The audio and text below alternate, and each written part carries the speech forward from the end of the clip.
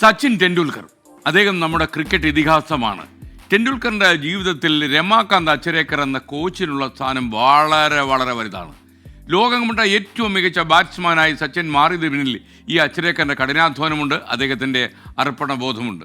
സച്ചിൻ അന്താരാഷ്ട്ര ക്രിക്കറ്റിൽ തിളങ്ങിയ ശേഷവും അച്ചരേക്കറുമായുള്ള ആ ബന്ധം അതുപോലെ തന്നെ തുടർന്നു എന്നാണ് ഏറ്റവും പ്രധാനപ്പെട്ട കാര്യം. വിരമിച്ച ശേഷം പോലും ഏതൊരു പൊതുപരിപാടിയിലും തൻ്റെ ഗുരുവിനെക്കുറിച്ച് പറയാൻ സച്ചിൻ മറന്നിട്ടില്ല.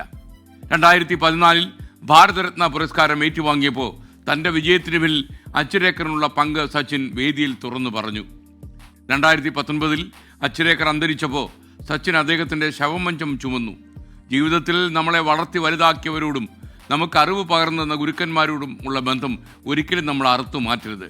എത്ര ഉയരങ്ങളിൽ നമ്മൾ എത്തിയാലും നമ്മളെ പിന്തുണച്ചവരോട്, നമ്മളെ വളർത്താൻ പ്രേരകമായ ഉള്ള ആൾക്കാരോട് നമ്മുടെ നന്ദിയും ബഹുമാനവും എപ്പോഴും അതേ ശക്തിയിൽ നിലനിർത്തണം.